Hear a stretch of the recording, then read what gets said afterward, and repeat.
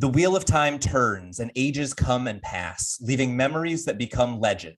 Legend fades to myth, and even myth is long forgotten when the age that gave it birth comes again. Welcome to Through the Glass Columns, a Wheel of Time read-along podcast. Each week, we will be reading, discussing, and digesting a small selection from Robert Jordan's fantasy opus. This quest is led by Tylor, a true Wheel of Time warrior.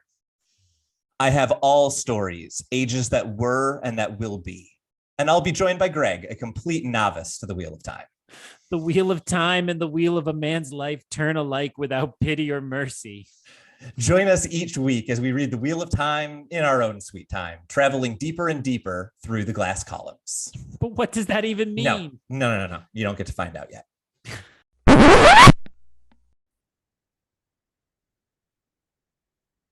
Wait, Tylor, I know what that means now. Yeah, no, you really don't.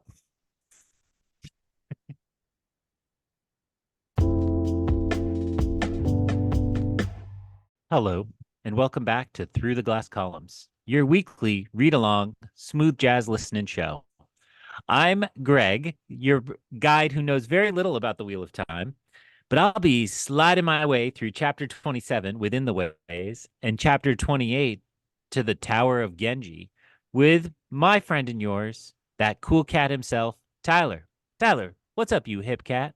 I'm loving this intro for no reason other than me and my wife went to get brunch this morning and there was scheduled jazz, but one of the musicians must have been late or something. So we watched a jazz band warm up for the entirety of our brunch. So this intro felt exactly on brand. Let's talk about jazz and not do anything remotely related to jazz.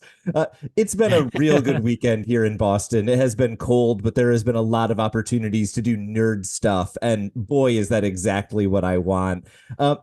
Overall, I think that we are in a really exciting place with the reading the Wheel of Time at the moment. And I think the reason that I feel this is because we just read two chapters that don't do a ton, but I think I was still feeling the momentum from last week so much that I am super psyched to talk about these chapters. Is that your take as well? Did you like these a little more than I did? What was your thought kind of overall on moving away from the Rand plot and back to Perrin? Yeah, I mean, I think last week was such a major mythology download that if it had continued at that pace, I would have felt kind of cross-eyed and upset. And so the fact that we kind of slowed down a tick, I think it mattered that we got away from Rand and could kind of let that one simmer for a little while, because it seemed like there were momentous things to come in that strand. And as much as I wanted to read those strands, I was like, I think this is the right move to kind of come over here. I don't know. When I was walking down the stairs and I was saying see you later to the missus, I was like, I don't think this will be a long one, because it's one of those ones where a lot of things happen which tend to be short ones. So we'll see if that's the case or not. But I certainly felt positive. I felt a little buzz, like you're saying, and I was excited to get back into this section of the book. I was like so sure that we had hit the halfway point this week, and I think it's next week, or it might even be the week after. We're still a little tick away from that midpoint, which I think just speaks to the thickness of this paperback. But all good things, and I'm excited to read more. Yeah, I really like that kind of feeling of it slowed down, but it needed to. I think that's exactly the right read. The moment that was a little bit jarring for me, we're not going to do an ill-advised discussion of visual media on a non-visual podcast because we've talked about both of these chapter icons. But I do have to say it was a little bit jarring for me as a reader to have just finished reading about the Aiel and their past history with the Way of the Leaf, and then to open up my book to a non-Rand chapter and have that leaf icon staring me down. I was a little bit surprised by that, although it makes perfect sense. We've said the leaf makes sense for the Tuatha An, but also for the entrance to the Ways. But I saw that trefoil leaf and immediately went like, whoa, that hits a little different than it did last week. I definitely noticed that and wasn't just thinking, wow, how'd I miss that when you were talking about it? Definitely not what was just happening on our Zoom chat. But I think part of what that is I find myself really asking questions about what's going on with Perrin. And, Mm, I don't pretend to understand all of what's going on with Matt and Egwene and Rand, but I felt like I've got like clues that I'm on the track to figure out. And Perrin is feeling a little more blank at the moment. That's mm, not a critique, and it's not about who he has been or who he is.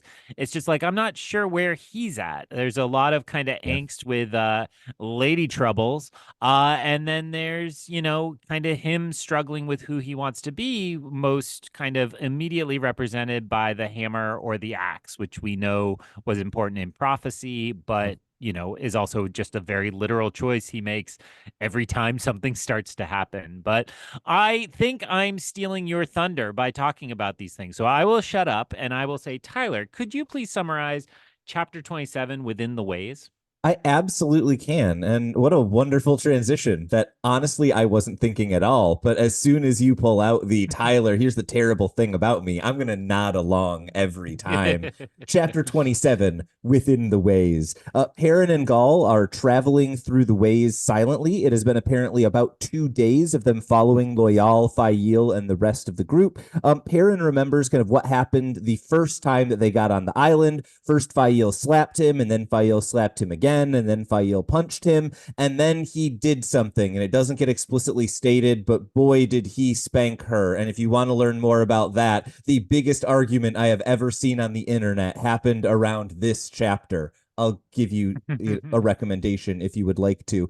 Uh, at this point, we jump out of the flashback. We learn that Fail was a bit mad that the Aiel didn't stop Perrin, but it actually turns out that they have a pretty reasonable reason for doing so. She I don't want to say what I was going to say, but she did something and now is going to find out, and I don't want to lose our explicit tag. At this point, Fail calls Perrin over. He responds, and then she initially says that she did so just to see whether or not he would come. But Loyal then tells him that actually the reason he was called over is because they have reached the Waygate at Manethrin, and Loyal wanted to make sure that they didn't get lost as they approached. At this point, Perrin realizes that he's been smelling something odd and then recognizes that smell as Trollocs. It turns out there are a number of them in the ways. Both the Aiel and Perrin begin battling them and fight them off. There are some injuries that are sustained, but for the most part, they basically think they are lucky that the Trollocs didn't get the jump on them. Perrin then says they need to go to the Waygate immediately. Even Fail agrees to this, despite the fact that she hasn't been talking to him. And then Perrin begins hearing Machen Shin, the Black Wind, in the distance. They eventually flee through the Waygate. A number of Trollocs try to follow, but are eaten by Machen Shin, and then Loyal both closes the Waygate and also makes it so that it can only be opened from the outside rather than both sides by bringing the Avendasora leaf to the outside of the Waygate. Perrin kind of observes the area that they are in, noting that they're near the White River, formerly known as the Manethrin, and then he thinks briefly of the history of Manethrin and also how it's only been just over a year since Winter Night and how much has changed since then. And then as he is looking out, he both sees what appears to be a hawk being felled from the sky and also what appears to be a number of ravens. And so he begins to become extremely wary of what could be coming. He tries to make conversation with Gaul, but basically doesn't get anywhere. Fail is suddenly there tending his wounds. He tries to convince her not to, but she seems mad at him for not having any consideration. Tells him that she will not be repairing his clothes, and Perrin is very confused. Asks Gaul what in the world could be going on, gets no answer, and then he reaches out trying to find wolves and finds none, and worries about what will come after. This was a chapter where nothing happened except for things that had previously happened coming out of the waves. I didn't know whether to feel like this was the we're catching up with Perrin chapter or whether it was supposed to be an action-packed chapter and I just didn't care about the action. What was your take on how we should best categorize this chapter? Well, my first sentence is kind of the merger of those two, which is like light bit of action just to break the tension, right? And Mhm. I did feel, this is obviously in my opening comments that it's like, I the way my process is now is I read the whole chapter kind of uninterrupted, and then I sit back and take down notes and go through them. And so at the end of that chapter, that was the first thought that comes to mind, in other Yeah. words. And it's like, I liked that. Like I like catching up with these characters. I will say the part I'm having trouble processing is maybe this is just back to me being a bad reader of romance, but I'm like, I don't really care about this Fail Yeah. Perrin kind of strife. It's like, you don't want to be the dumb middle school bully, but you just want to be like, just get a room, like just figure it out and on your own and not concern the rest of us. But I thought it was kind of what was needed to clear that. And I would say that means I thought I took kind of what was going on here as we needed a way to get the characters quickly to Two Rivers, and then we needed a reason why they cannot use those way gates again. And Yeah. I think in fantasy and sci-fi, you see this where you get some kind of powerful force, but you also need reasons why you can't use it all the time, right? Yeah. This is the Carol Danvers is needed elsewhere problem that the MCU has had lately because Yeah. if Captain Marvel showed up all the time, nothing would have any stakes to it. Which I think is through no fault of its own is just why that franchise struggles. But enough MCU talk. I think it's just kind of setting the table. I was really glad that it wasn't a protracted journey, and I'm Yeah. excited to be back in Two Rivers. You highlighted the part that was most mind blowing to me, where it's like it's been about a year, and it's like, oh man, what a year. No, I think to me, the two big things that really stood out is one, exactly what you're saying. This is a chapter that I feel like does a really good job in the second half of trying to give a sense of time, right? Of Perrin thinking about how long has he known Fael and how long have they been fighting and how long has it been since he's been in the Two Rivers. And then that gets layered on top of all of this kind of history of Manetheren, which I think works really, really well to give kind of some like deep history and stakes on top of kind of like I'm with you on this one. I'm not a huge fan of the teenage slap fight that is going on between Farron and Fael here, literally in at least one Yeah. circumstance. Uh, the other thing that I think really stood out to me in this chapter, and maybe this is just because we've been so starved for Loyal, but Loyal had a couple of really great moments in this chapter. I feel like he both stands up to Perrin and Fael at separate times. I feel like he finally is the voice of reason a little bit, of just like, stop it. We're here. It's over. And I appreciated that, even though he wasn't the center of the chapter. I felt like this was my favorite Loyal moment in a while.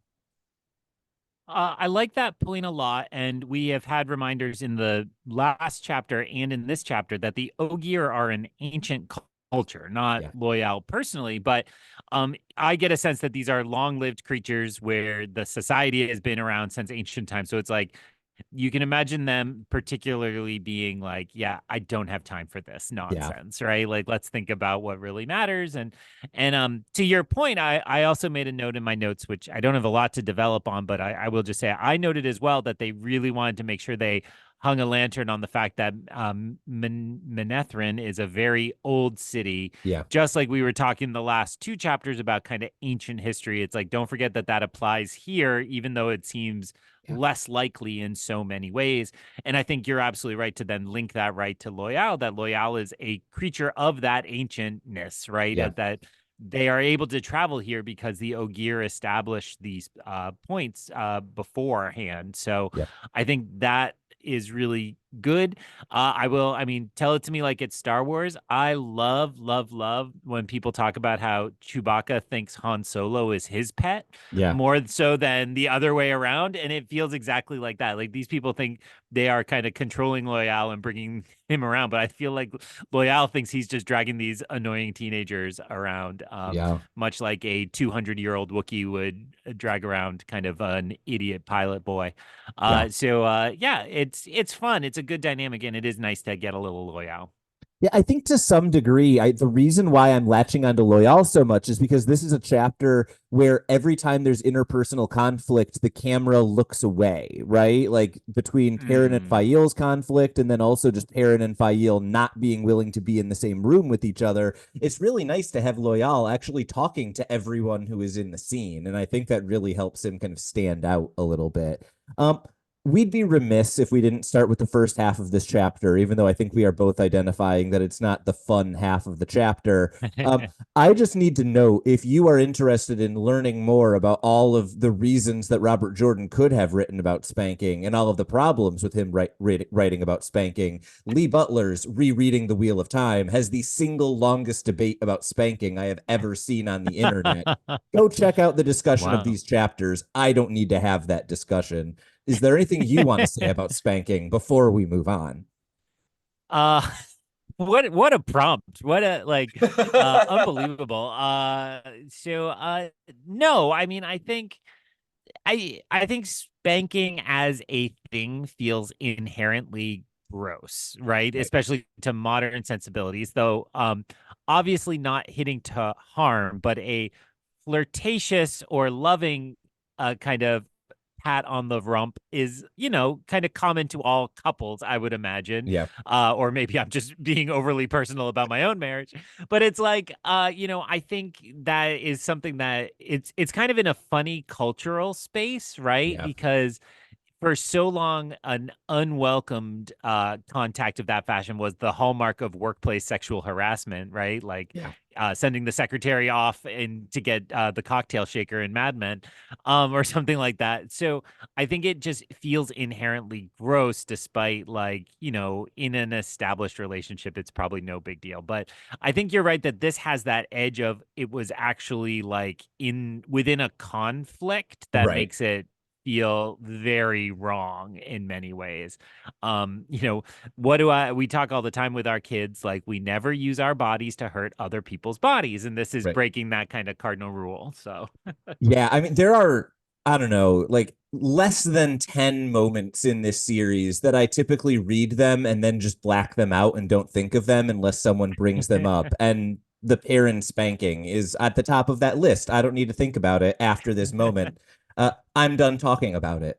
What a fun Hmm. Trolloc action fight scene there was there. Huh.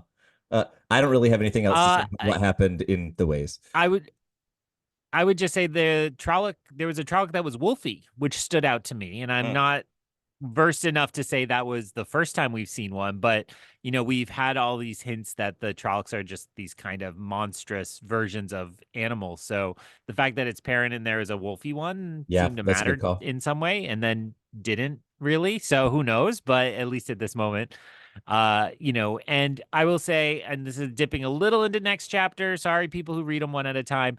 I think the Trollocs being monstrous animalian humanoids feels a little different now that we've been thinking a lot more about snake people and fox Mm, people. yeah. And so I have some more questions, but nothing meaningful to say about them other than I went, what's that emoji? Like this guy? Right? Like Yeah. the hand on your chin emoji about those things now that we've learned a lot more.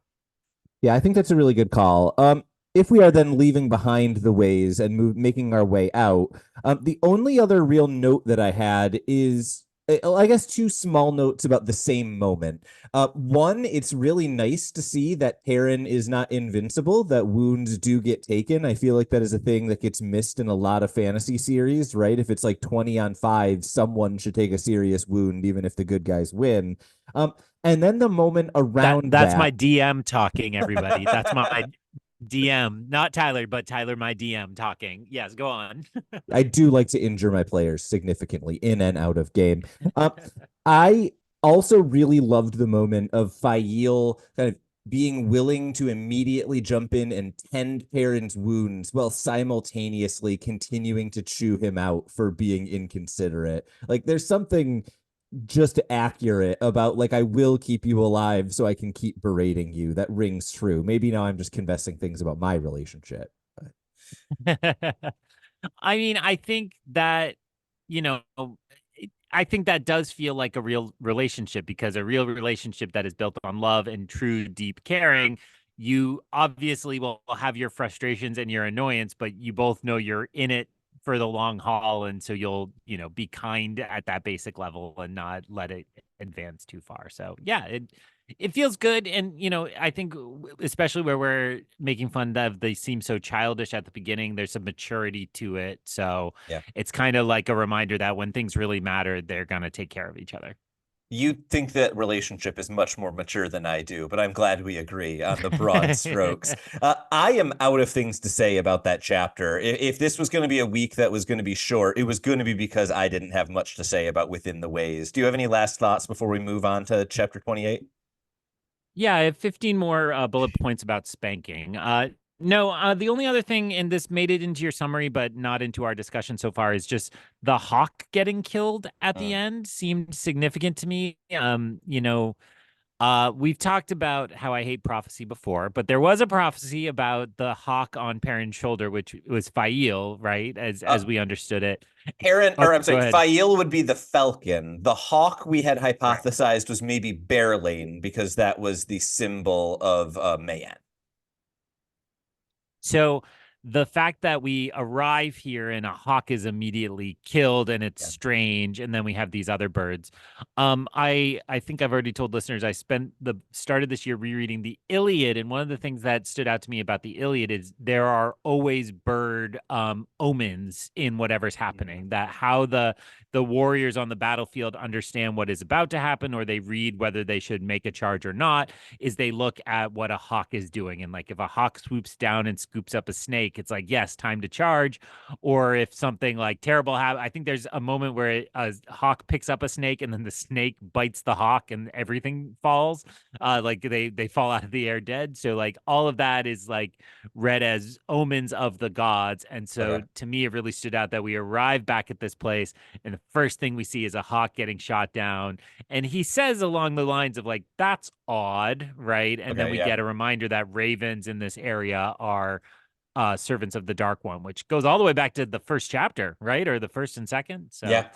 uh that's all the way back. Wait, 100 episodes? Is today 100 or I not think we're at quite? 99 today. Oh, sorry. Forget that till next week. I just knew we were just missing it when we revealed our title because we debated finding some filler episodes to get a way to make 100 the title reveal. So So yeah, go for it. I was just going to say, let me make a completely non-transition transition because I think we're ready for chapter 28. You bring up the Iliad, which I absolutely love. It turns out the name of that book begins with Ili something, which is Greek for Troy, and Iad is the story of, which means that that book should really be called Troy Story, chapter 28 to the Tower of Ghenjei. The group camps near the Waygate in two camps at Fail's insistence and much to Loyal's dismay. Perrin stays close because he is concerned about all of the danger that may happening. He tries to hunt for dinner but is not able to find anything and so eats quite a simple meal.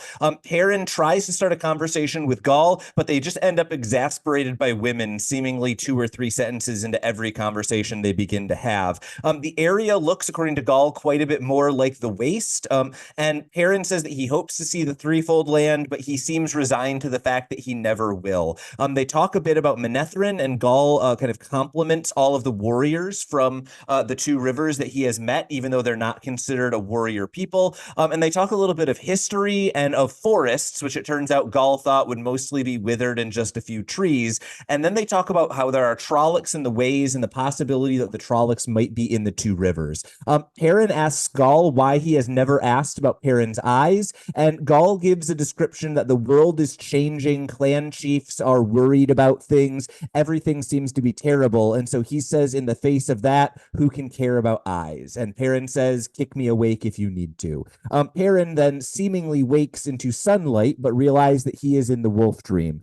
He briefly needs to fight away the urge to be fully a wolf and thinks that that has never happened before, and then he begins to see a number of visions. First, Rand in the Wind with a number of dragon kind of icons. He sees Nynaeve and Elaine hunting a dangerous beast. He sees Matt choosing a path by flipping a coin, and then he is suddenly in a hat with the spear that he has recently acquired. And then he sees Egwene and a woman with long white hair. They are surprised to see Perrin, and the White Tower is crumbling behind them. Perrin then calls out for Hopper and doesn't get a response. And so he takes a step towards where he hoped to go and covers the entire distance in a single step. He looks around until doesn't see anything, and then he steps towards a mountaintop.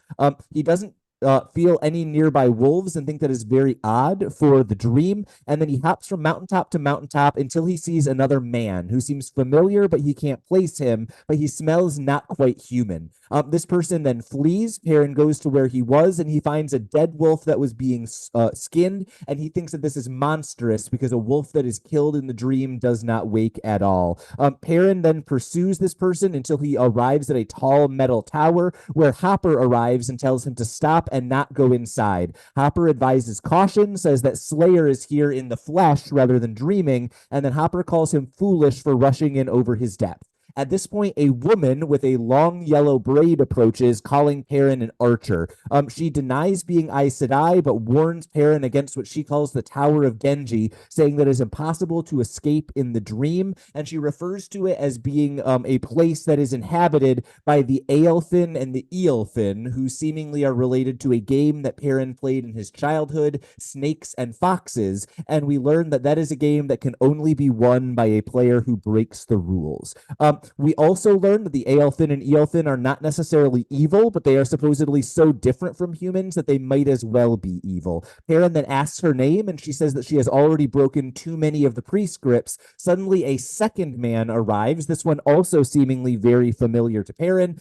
He chastises the woman for talking to Perrin, and then both of them vanish. Perrin then asks Hopper about the woman. Hopper says that he never saw anyone, but says that there are no wolves in Perrin's home. He should avoid it, and that the last hunt draws near. Perrin then wakes and takes over the watch from Gaul, thinking that things are even worse in the Two Rivers than he expected. And with so much going wrong, it's not possible that all of it is a coincidence. It's a dream chapter. Greg's not going to have anything to say. I should probably just end the episode here, right? Through the glass columns. No, I mean, as dream chapters go, it was pretty fun and pretty interesting. So the first thought I wrote down this time was just it felt like the goal here was to just try to make sure we kind of linked all the plot lines together, Yeah. especially temporally, right? To say like this is where we are and everybody else is kind of pursuing these strands. And then in the case of Perrin's strand, it's like let's make sure it is kind of we see how it is related to Matt and Rand, right? Yeah. That some of these same forces they're encountering are being encountered here as well. I think that to me was a good strategy to make it clear, like I'm not benching Perrin or I'm not putting Yeah. Perrin on a side quest that's totally unrelated. Yes, he may be primarily here to save Two Rivers from the White Cloaks, but don't think this is a different story than these other strands. Yeah, and I think that this is a trick that Robert Jordan has pulled before, and I don't know whether we've never ever completely noticed it, but Robert Jordan really loves to do exposition for one plot line in another plot line. Right? Like Matt doesn't find Yeah. out what the snakes and foxes are called. Perrin finds that out. And I feel like we've gotten this a lot before where like Matt finds out what is going on behind the scenes in Egwene and Nynaeve's plot and then has to go and get them out of it while the girls are still unaware. And I think that this works really well because it doesn't feel as much like an exposition dump if it's new to this character, even if we as the readers have just gone through it a few chapters ago. I don't know why this feels less trying to get through than some of the dense world building than we were doing 4 or 5 chapters ago. And I think it's because we are doing it from Perrin's perspective and it's not his world building. Yeah, that's a really interesting point and not a super common kind of literary structure, I don't think, or at least Yeah. to my limited knowledge. So, it also just makes me think that the goal there is then irony, right? Mm. Dramatic irony in that we learned something and now it matters that we know these are ancient creatures, they are tied to each other, and that they are kind of on the edge of evil. And the fact that, well, I mean, I think we kind of knew that in Matt's piece Yeah. of the last couple chapters, but in these encounters, we haven't necessarily seen them figure that out yet, Yeah. even if we have. So it only increases our sense of we know what's going on, and the characters don't really know what's going on. The other thing that I think Robert Jordan does here, which is a trick that I do see a lot more often in literature, but it's a really, really effective one, is he lets our characters not know what is going on, but have a point of reference. And somehow that grounds us, even if we don't have the same point of reference. Right. The fact that there is a Hmm. game called Snakes and Foxes makes it easier for Perrin to understand the Tower of Genji, and somehow that makes me feel more at ease, even though I have never played Snakes and Foxes, and this should confuse me more rather than resolving the confusion. But I don't think it does. It's really helpful to have that game as a reference, even if I don't know how the game works. Yeah, I mean, I think if I'm trying to diagnose you, psychoanalyze you, I know I really think it what it is there is a sense that even if we don't understand the reason this exists, it's old. It's not an immediate threat of Yeah. some kind. This is something that the culture and the society has encountered before. I really like this. I mean, this is my favorite part of this chapter is just this idea that, there's this ancient like encounter of some kind or dealings between these groups, and that kind of filters down through the ages as a board game. Yeah. Very much I'm gonna attempt a Star Trek reference. Brace yourselves. A Kobayashi Maru, as I recall, right? An Yeah. unwinnable situation that Kirk can win because he breaks the rules, Yeah. only by doing so. So, I am interested in that. I mean, I believe I can't remember if it's Hopper or the woman. I think it's the woman says that kind of sums up how humans viewed these two Yeah. entities, right? Or these two peoples. And so I think that reminds us that just because cultural lore is received doesn't mean it's correct. It's subjective. Yeah. It's filtered through the people who passed it along. So that all felt important to what is going to follow, as I hope we learn more about the Aelfin and Eelfin. Although I suspect, kind of like you're saying, this is like the like refrain on the song we were singing a chapter ago, and so it's Yeah. like, yeah, we're not going to learn anything for a while. It's just make us feel a little more satisfied that we have that crumb. Yeah, I think that A, you are diagnosing this exactly correctly. And B, I think there's something really, really wonderful about the way that Robert Jordan is like, here, this is a wonderful hint about this mystery that you were trying to figure out a couple of chapters ago. Oh, by the way, it's being delivered by someone you've never heard of before. Right? Like that just Mm-hmm. works for me. I also just need to say thank you for bringing up all of your wonderful literary like theories. I just wanted to talk about some snakes and foxes today. So taking culture and embedding it into a board game, you're doing some good work for my resume. Somebody is going to edit this episode down to Tyler saying, like, I like spanking. Let's talk about foxes. And then you'll be canceled. So beautiful. The beautiful Mike Birbiglia, thank God for jokes, right? Where Yeah. at the end he runs through all the reasons he should be canceled for the last hour and a half. So that's what I've been aiming for this whole podcast is to get you canceled. It's pretty easy to do, honestly. Before we spend too much time talking about the dream, which I know is what you obviously want to do, Greg, on every episode, I just wanted to highlight a couple of I thought really great Gaul moments early on in this chapter. Right, I don't get a whole lot new for Perrin or Fael or that relationship, but Gaul, we get all of his misunderstandings about the wetlands, right? He was not expecting forests to actually have a sufficient number of trees. That just feels wonderful. And then, second, we get this really great kind of discussion from him about how the world is changing and everything is different. And embedded in that, there's kind of this idea that the clan chiefs were really worried about going across the dragon wall to try to find he who comes with the dawn. Part of that, I think, is probably tied up in the prophecy that we got last week, but I'm sure some of it, for Gaul at least, just has to be really kind of trying to see the leaders of the culture that concerned. And then we also learn that Gaul is kind of known among the Aiel as, if not a philosopher, at least kind of a quiet thinker, and he is in line to be the next clan chief of his clan, which I think is a really kind of useful detail for a character who we really haven't gotten to see interact with anyone other than Perrin at this point. So I'm curious what your thoughts were on I thought of Gaul as the only character worth discussing in the first half of this chapter. A, was that your take? And B, what were your thoughts on Gaul getting a lot of kind of opportunity to shine in this chapter? I don't know what this says about how you've changed me and warped my mind, but I literally wrote down nothing about the first part of the chapter. I just went right into the dream world, which I think there's a puzzle aspect to that, that nothing in this first part felt like I had to solve it. But Yeah. um as you were talking, I was thinking, what were my feelings? And I think I left that conversation just on the most basic level, liking Gaul more, Yeah. right? Like there's a side of all these Aiel that we have to get to know them. I mean, this is the first time they're really present in a book. And Mhm. so trying to figure out exactly who Gaul is and Aviendra and on and on. I mean, I could just list Gaul, but or sorry, just list Aiel. But I left that interaction again kind of reminded that the Aiel are a real people, right? There's Mhm. a lot of kind of savage coding on them that we experienced in the first three books, and it would seem that that's all kind of misplaced. That they are thoughtful and they're wise, and they have a hierarchy and a culture that matters. And in the context of the last chapter, it's like, well, we have to figure out that this is ancient, and they might have a more Yeah. rightful place at the center of this story than the characters we're familiar with.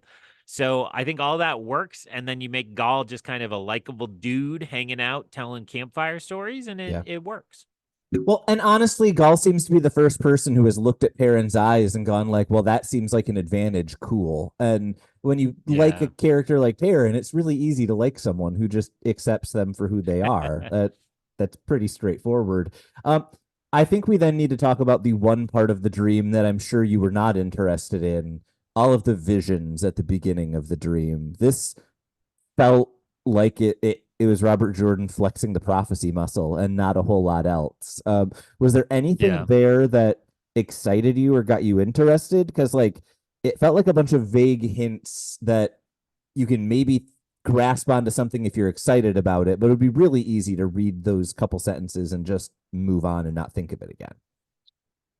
I would say they felt pretty literal, more so than they have at other times. It's like Rand being surrounded by the symbols of the dragon banner, and it's like, yep, that's what he's doing.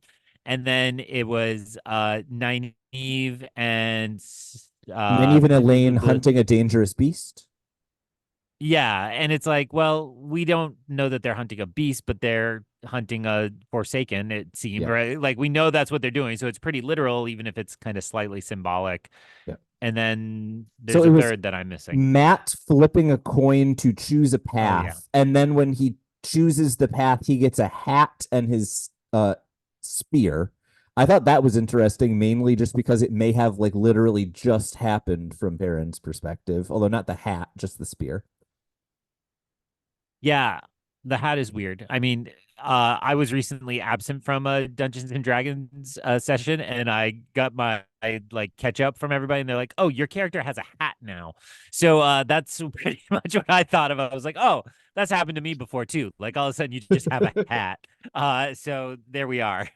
I did do that to you. Yes. I do want to, however, highlight the final vision because Egwene and a woman with long white hair looking at Perrin surprised doesn't seem especially shocking, right? In fact, it may even theoretically have been when Egwene and Amos, who has white hair, were interacting in the dream like 4 or 5 chapters ago.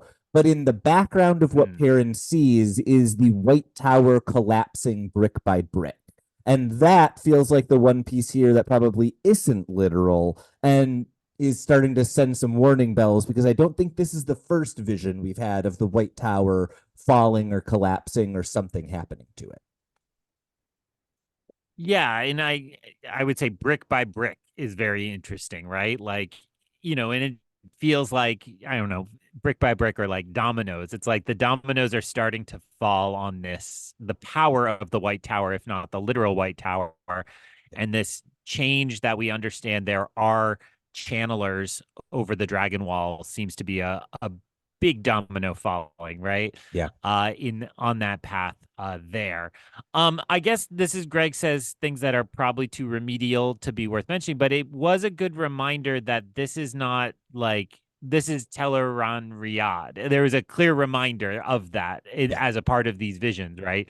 Yeah. that, like Egwene can travel throughout. Now we have Perrin can. And I took that as that's cool, but also like in a world with no cell phones, you've invented a way they can Yeah. contact each other or get updates on each other. So it is that kind of smart fantasy move of like, well, this will be useful narratively and also kind of a cool bit of mythology.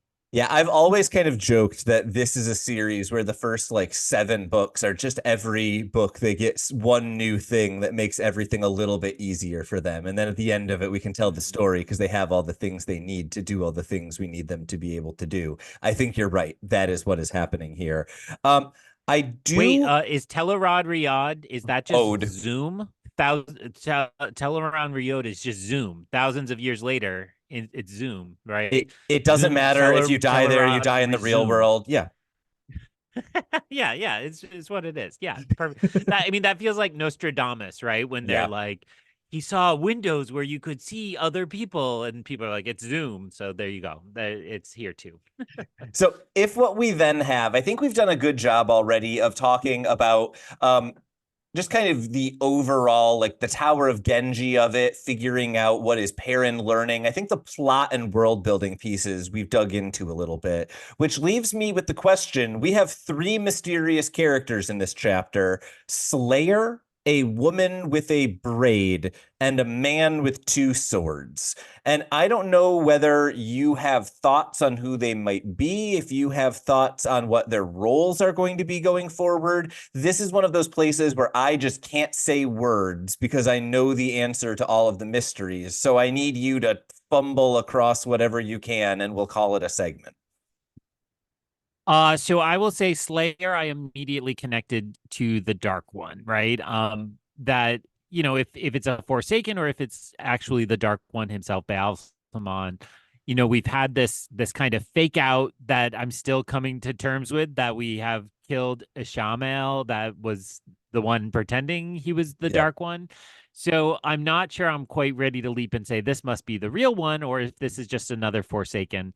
But we had the hint that Lanfear is really strong in dreams, Mhm. right? That's in books, not just TV show.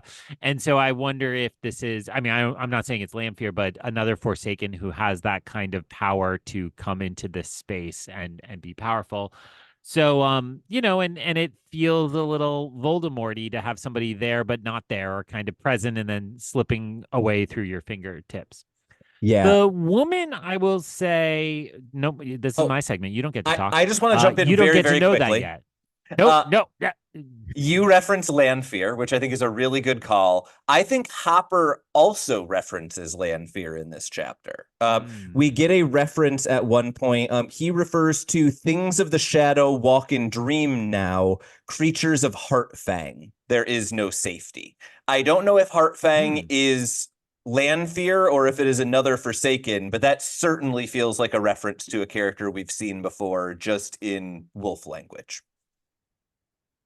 Nice. I will say the woman I immediately trusted, and I Mhm. balance. I think you hit these in your summary. It's like the fact that she was familiar and the fact that Hopper couldn't see her, right? Yep. So she's kind of cloaked in the trappings of the 2 rivers, but I don't know. Part of me says that could be just a trap, right? I mean, you Yep. don't necessarily manifest as yourself in the Teleron Riode. Yep. So it could be that this is somebody trying to entrap Perrin, but my gut was that this was a positive force, right? Because if you were trying to do something bad, I think you would let him touch the tower that's going to kill him or destroy him. So Yep. you wouldn't try to save him. And I guess that's me confessing I took pretty much everything in that interaction at surface level. Yep. And then it is right to think of the third one as kind of a lesser figure, right? Not Yeah. as strongly present, kind of seen and disappears. Yep. I suspect that's going to be somebody who we've met that we understand somebody we've met that we didn't know could come into Teleron Riode, Mhm. and later they'll be like, "Hey, I saw you that time. Cool, man. Yeah, cool." And that'll be it. I'm going I back like to that. Tyler the Hepcat language, but that's how I read the three. Okay, End I of like that. segment. The only thing that I will add to that is in your discussion of the woman, I think you do a really good job of highlighting she seems familiar. She seems to kind of, as you say, kind of feel local to some degree, right? Like she fits in really well. The other thing that I would note is that we've actually had another encounter with either this woman or a very similar one earlier in this book.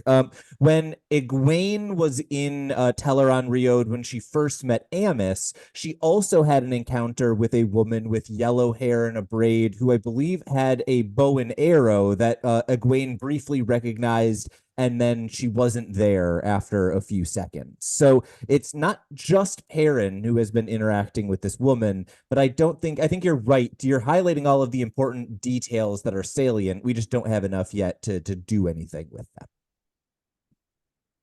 Uh, One other thing, Yep. Old Blood. Uh, Perrin, as we know, like so many of these other characters, is of the Old Blood. We got a reminder that the blood of Manetheren runs through the two rivers and Emond's Field. Even the name is Yeah. related to the ancient battles.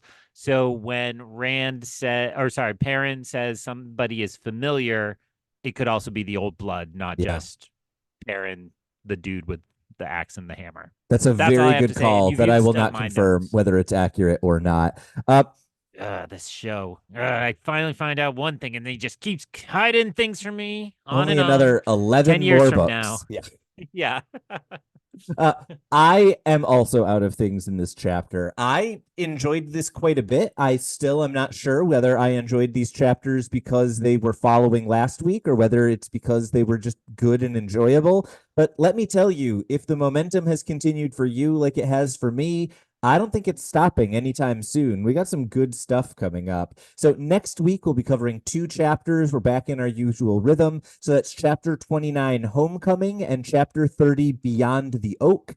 Just based on like the first word or two of those chapters, I can tell you we're not going anywhere in terms of POV. So Greg, any thoughts on what you're looking forward to as we continue to move forward with Perrin and whatever else is going on in the Two Rivers? And then, of course, you can say the name of our podcast and I'll hit the stop recording button. I will say, in my mind, it's a coin flip whether we find two rivers with nothing having changed whatsoever, that everything's normal and Perrin got faked out, or it's burnt to the ground and the White Cloaks are entirely in charge and everything is absolutely horrible.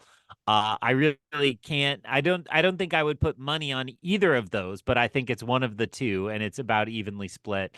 And I guess the only thing to do is to say those crazy words so that next time you hear my voice, we can hear the answer to the question through the glass columns.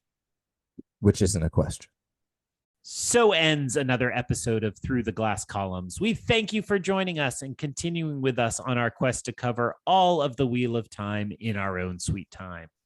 This podcast features original content developed by Tylor Orm and Greg Cass and is not in any way affiliated with, associated with, or condoned by the Robert Jordan Estate, Tor Fantasy, or Amazon. All content is intended for entertainment and educational purposes only.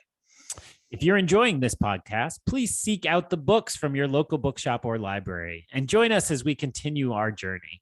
If you'd like to contact us to share your thoughts or give feedback, you can email us at throughtheglasscolumns@gmail.com or find us on Instagram and Twitter by searching Through the Glass Columns. Thank you once again for being part of this community. If you're enjoying the show, please subscribe to the show, leave us a review wherever you're listening, and recommend this show on your social media to help us grow our community. We look forward to welcoming you back next time through the Glass Columns.